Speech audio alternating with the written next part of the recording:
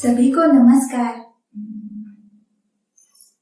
सनातन संस्था और हिंदू जनजागृति समिति की ओर से खास तौर से बच्चों के लिए ऑनलाइन बाल संस्कार वर्ग ये उपक्रम हम लेके आए हैं। इस उपक्रम का लाभ बहुत से बच्चे ले रहे हैं और संस्कार वर्ग में जो भी बातें हम बताते हैं उसके अनुसार आचरण भी कर रहे हैं। कई माता पिताओं ने भी ऐसे बताया है कि उनके बच्चों में बहुत सा बदलाव दिखाई दे रहा है, तो ये केवल भगवान की कृपा के कारण ही हो रहा है। चलिए फिर अब आज का हमारा संस्कार वर्ग हम आरंभ करते हैं। सनातन संस्था के श्रद्धा स्रोत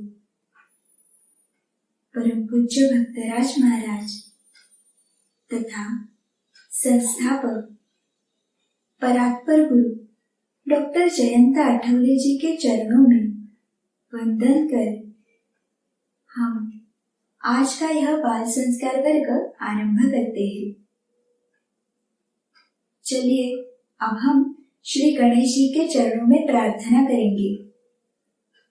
सभी बच्चों ने हाथ जोड़े हैं ना, और अपनी आंखें बंद करके श्री गणेश जी का रूप आंखों के सामने लाएंगे और ये प्रार्थना कहेंगे।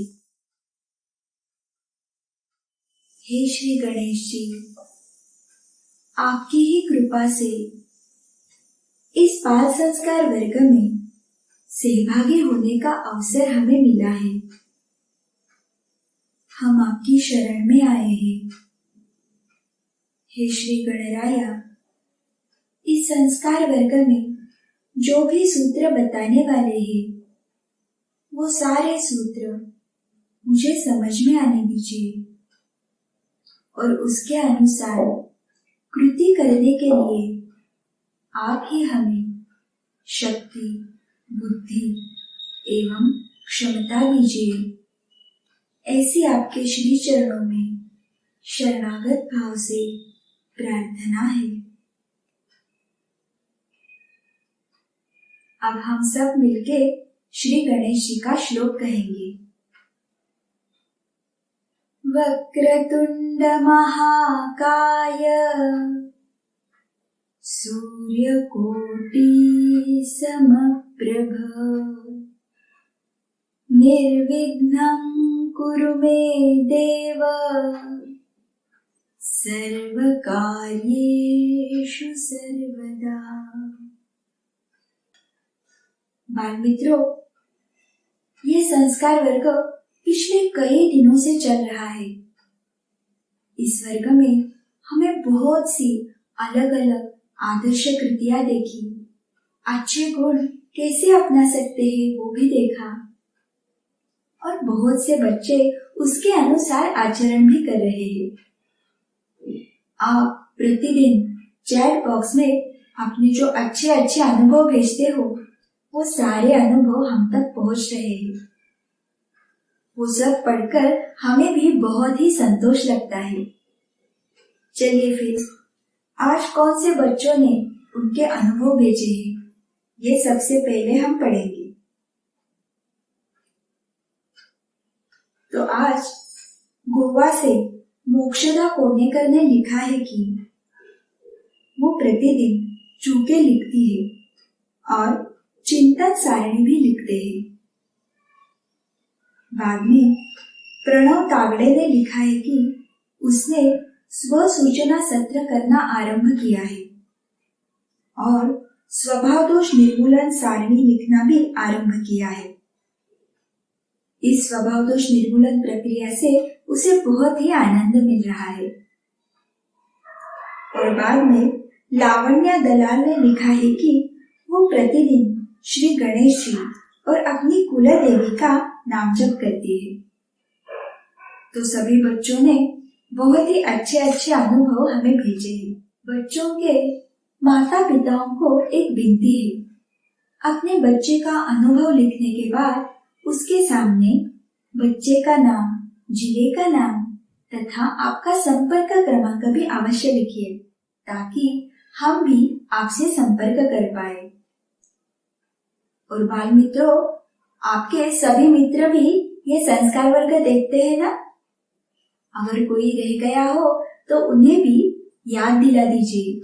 वो संस्कार वर्ग देखते हैं या नहीं, ये आप भी उन्हें पूछ सकते हैं। चलो, अब हमारे कल के बाल संस्कार वर्ग की कहानी क्या थी, सभी को याद है ना? कल हमने एक बहुत ही अच्छी कहानी देखी थी, श्रद्धालु जटिल की, जिसके हाथ मारने पर स्वयं भगवान श्री कृष्ण गोपाल भैया बनकर उसकी सहायता के लिए आए थे। और उसके साथ ही जो आदर्श कृति हमने देखी थी वो थी अपनी हिंदू संस्कृति अनुसार हमारा पोशाक, हमारी वेशभूषा कैसे होनी चाहिए। सभी बच्चों ने उसके अनुसार आचरण करने को आरंभ किया है ना? तो ये बहुत अच्छी बात है। चलिए फिर अब जल्दी से आज की कहानी क्या है ये हम सुनने वाले हैं। आज हम बहुत ही अच्छी भक्त ध्रुव ये कहानी सुनने वाले हैं। तो सभी बच्चे ये कहानी भी पूरा ध्यान देके सुनेंगे, क्योंकि कहानी के बाद इसी से जुड़ा हुआ एक प्रश्न आपको स्क्रीन पे दिखाई देगा और फिर 15 सेकंड में उस प्रश्न का योग्य उत्तर क्या है ये आपको सोच कर रखना है। तो सभी बच्चे तैयार है ना? चलिए फिर आज हम ध्रुव बाल की कहानी देखेंगे। बाल मित्रों, ये बहुत पुराने समय की बात है। भारत में उत्तानपाद नाम के एक राजा हुए थे। उनकी 2 पत्नियां थी। एक का नाम था सुनीति और दूसरी का नाम था सुरुचि। सुनीति ये बड़ी थी, परंतु राजा को रानी सुरुचि ये अधिक प्रिय थी। उत्तानपाद राजा के 2 पुत्र भी थे, जिनके नाम थे ध्रुव और उत्तम। सुनीति का पुत्र ध्रुव था और सुरुचि का उत्तम। तो ऐसा ये सारा परिवार था। एक दिन क्या हुआ ना, तो छोटा ध्रुव था, वो राजा के गोद में बैठकर खेल रहा था। बहुत ही आनंद में था ध्रुव बालक। तभी वहां पे रानी सुरुचि आ जाती है। ध्रुव को ऐसे राजा के गोद में बैठा देखकर उसे बहुत गुस्सा आया और ईर्ष्या भी लगी। उसने हाथ से खींचकर ध्रुव को नीचे धकेला और उसे कहा, ध्रुव, ये तुम्हारा स्थान नहीं है। राजा के गोद में केवल उत्तम ही बैठेगा। ऐसे कहके उसने उत्तम को राजा के गोद में बैठाया। रानी की ये सारी कृति देखकर राजा भी उस पर कुछ नहीं बोला, वो शांत ही था। इसके उपरांत रानी सुरुचि फिर से कहने लगी, रे मूर्ख, तुम्हारा स्थान राजा के गोद में बिल्कुल नहीं है। यहाँ पे उत्तम ही बैठेगा। राजा के गोद में वही बैठ सकता है जिसने मेरी कोख से जन्म लिया हो, और तुमने तो मेरी कोख से जन्म नहीं लिया है, इसलिए तुम्हें राजा के गोद में या राज सिंहासन पर बैठने का बिल्कुल अधिकार नहीं है। तुम्हें अगर राजा के गोद में बैठना है तो पहले जाकर भगवान श्री विष्णु की उपासना करो, उन्हें प्रसन्न करवा के लो। फिर उनकी कृपा से तुम मेरे गर्भ से जन्म लोगे और तभी तुम राजा के गोद में बैठ सकते हो। अपनी सौतेली माँ के ये सारे वचन सुनकर 5 वर्ष आयु के छोटे से बालक ध्रुव को बहुत ही दुख हुआ। वो उसी हालात में अपनी माँ के पास सुनीति रानी के पास गया। उसने सारी बातें अपनी माँ को बताई। माँ को भी ये सुन के बहुत ही दुख हुआ, परंतु उसने अपने बालक को ध्रुव को समझाया और उसने कहा, बेटे, इस पूरे संसार में जो भी चाहिए, लौकिक अलौकिक सुख, वो सारा सुख केवल हमें भगवान श्री हरि विष्णु ही प्राप्त करवा के दे सकते हैं। तुम्हें जो भी दुख है, वो दुख दूर करने के लिए भगवान श्री विष्णु ही तुम्हारी सहायता कर सकते हैं। इसलिए तुम्हें उनकी ही भक्ति करनी चाहिए। माँ के ये सारे वाक्य सुन के बालक ध्रुव ने भगवान श्री विष्णु की उपासना करने का निश्चय किया और फिर इतनी छोटी अवस्था में, इतने कम उम्र में वो भगवान के खोज के लिए निकल पड़ा। जाते जाते मार्ग में उसे नारद मुनि मिलते हैं। नारद मुनि जी ने उसे बहुत बार समझाया, उसे वापस जाने के लिए कहा, परंतु बालक ध्रुव अपने निश्चय पर अड़ा हुआ था। वो बिल्कुल भी पीछे नहीं हटा। छोटे से बालक ध्रुव का ये दृढ़ निश्चय देखकर फिर देवर्षि नारद मुनि जी ने उसे ओम नमो भगवते वासुदेवाय इस मंत्र की दीक्षा दी और यही नाम जप करने के लिए उसे कहा। छोटा बालक ध्रुव बहुत आनंदी हो गया। फिर उसने यमुना तट पे मधुवन में जाकर भगवान का नाम जप करने के लिए आरंभ किया। वो तल्लीन होके भगवान का नाम जप करता था। समय समय पर स्वयं नारद मुनि उसका मार्गदर्शन करते थे, जिसके कारण श्री हरि के बारे में उसके मन में और भक्ति और श्रद्धा बढ़ने लगी। बाद में ऐसा समय आया कि उसने खाना पीना सब छोड़ दिया और वो भगवान तक की कठोर तपस्या करने लगा। और फिर शीघ्र ही भगवान श्री विष्णु बालक ध्रुव के ऊपर प्रसन्न हो गए। वे स्वयं ध्रुव के सामने प्रकट हो गए और उन्होंने कहा, बालक ध्रुव, तुम्हारे इस कठोर तपस्या से मैं तुम पर प्रसन्न हूँ। तुम्हें जो चाहिए वो वर मांग लो। भगवान को देखकर छोटा सा बालक ध्रुव भाव विभोर हो गया था। फिर उसने जो भी घटना उसके साथ घटी थी वो सारी भगवान को बताई। ये सब सुनने के बाद फिर भगवान श्री विष्णु बोले, तुम्हारे अंतःकरण की जो भी व्यथा है वो सारी मैं जानता हूँ, समझता हूँ। तुम्हारी सारी इच्छाएं अवश्य पूर्ण होगी। तुम बिल्कुल भी चिंता मत करो।